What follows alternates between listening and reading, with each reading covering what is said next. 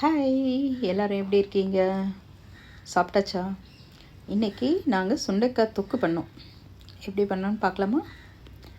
அதுக்கு சுண்டைக்காயெல்லாம் நல்லா கழுவிட்டு இந்த மாதிரி உரலில் போட்டு இடிக்கலாம், இல்லைன்னா மத்து வச்சு கூட நீங்கள் நசுக்கிக்கலாம். எல்லாத்தையும் நல்லா நசுக்கி உரமாக வச்சதுக்கப்புறம் 3 தக்காளி, ஒரு வெங்காயம், ஒரு பச்சை மிளகாய் இதெல்லாம் கட் பண்ணி வச்சுட்டு பேனில் எண்ணெய் விட்டு கடுகு பொரிஞ்சதுக்கப்புறம் பச்சை மிளகாய், கருவேப்பிலை, அதுக்கப்புறம் பொடியாக நறுக்கின வெங்காயம் எல்லாம் போட்டு நல்லா வதக்கணும்.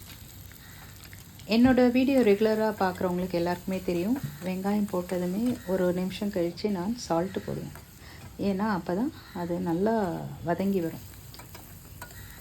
வெங்காயம் நல்லா வதங்கினதுக்கப்புறம் நம்ம கட் பண்ணி வச்சுருக்கிற தக்காளி வந்து 3 போட்டிருக்கோம். ஏன்னா அதுதான் இதுக்கு கிரேவி கொடுக்கறது. ஸோ பொடியாக கட் பண்ண தக்காளியும் போட்டு நல்லா வதக்கணும். தக்காளியெலாம் வந்து நல்லா அதனுடைய ஜூஸ் வெளியில் வர்ற வரைக்கும், நல்லா சாஃப்டாக ஆகிற வரைக்கும் நம்ம வதக்கிக்கணும். இப்போது நசுக்கி வச்சுருக்கிற சுண்டைக்காய் போட்டுக்கலாம்.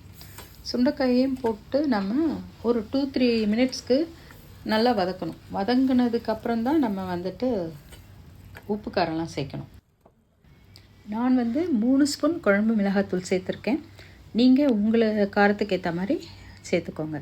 அதுக்கப்புறம் இந்த குழம்புக்கு தேவையான சால்ட்டு, ஃபஸ்ட்டு நம்ம வெங்காயம் தக்காளி வதக்கும்போது போட்ட சால்ட் வந்து கம்மியாக போட்டோம். இப்போ இந்த மொத்த குழம்புக்கு தேவையான சால்ட்டு போட்டு நல்லா வதக்கிக்கணும். தண்ணி விடுறதுக்கு முன்னாடி இதெல்லாம் போட்டு ஒரு சேர நல்லா மிக்ஸ் பண்ணணும். வெங்காயம் தக்காளி சுண்டைக்காய் எல்லாம் நல்லா மிக்ஸ் ஆகி ஒரு 2-3 மினிட்ஸ் ஆனதுக்கப்புறம் நமக்கு குழம்புக்கு எவ்வளோ உங்களுக்கு ரொம்ப தண்ணியாக வேணும்னா தண்ணியாக சேர்த்துக்கலாம். நான் வந்து தொக்கு மாதிரி பண்ணதால் நாங்கள் வந்து தண்ணி வந்து கொஞ்சம் கம்மியாக தான் விட்டுருக்கோம்.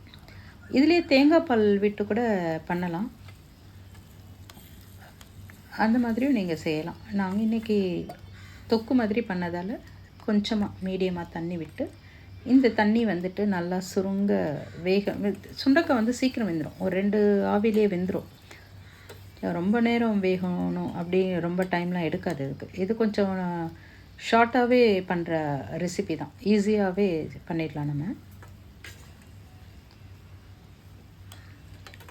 உங்களுக்கு வேணும்னா நீங்கள் தேங்காய் பால் சேர்த்துக்கலாம்.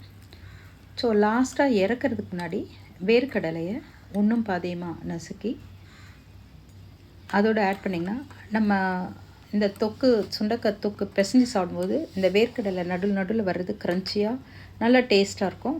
ப்ளஸ் நமக்கு அது ப்ரோட்டீனும் கூட. சுண்டைக்காய் வந்து ஃபைபர்னால் நமக்கு பீனட் வந்துட்டு நல்ல குட் ப்ரோட்டீன். இதை செஞ்சு பாருங்கள், ட்ரை பண்ணி பாருங்கள். உங்கள் வீட்டில் எல்லாருக்குமே இது பிடிக்கும். ரைஸ்க்கு சூடான சாதத்தில் போட்டு சாப்பிட ரொம்பவே நல்லாயிருக்கும். நம்மளுடைய சுண்டைக்காய் தொக்கு ரெடி ஆகிடுச்சு. கொத்தமல்லி விட்டு நம்ம இனி அதை இறக்கிடலாம். செய்யும்போது ரொம்ப நல்ல வாசம். அது அந்த டைம்க்கே உடனே சாப்பிட்ணும் போல் இருந்தது. ஸோ அதனால் நானும் பண்ணேன். உடனே போய் சாதம் போட்டாச்சு. சாதம் போட்டு அது பிசைஞ்சு அப்போவே சாப்பிட்டாச்சு.